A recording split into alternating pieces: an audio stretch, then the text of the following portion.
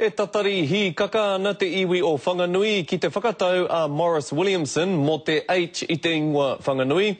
Ai rānei ka o rānei ka whakamanahia te noho mai a te H ki reira, kia tika ai te whakahuatanga o te ingoa o taua whaitua.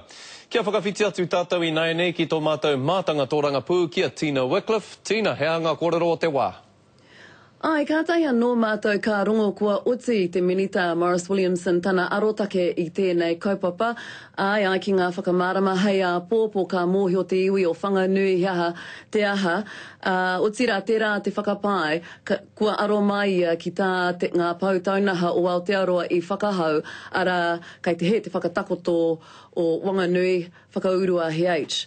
Nō reira, ko te rongo kōrero hei te ata, pōpō ka hui te minita Morris Williamson ki te koromatua Michael Laws, ki ngā iwi mana whenua nō hoki, hei reira rātou ka mōhio he aha te whakatau.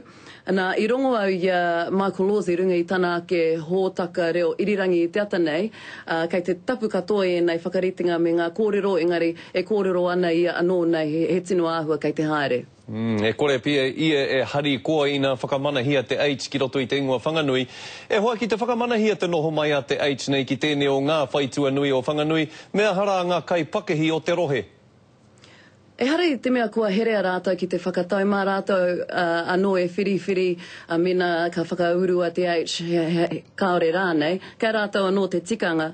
O tira mena ko te H tonu te whakatau me aro mai ngā tari kāwanatanga, me tini ngā tohuara, me tika hoki te tuhi rungi ngā mahere.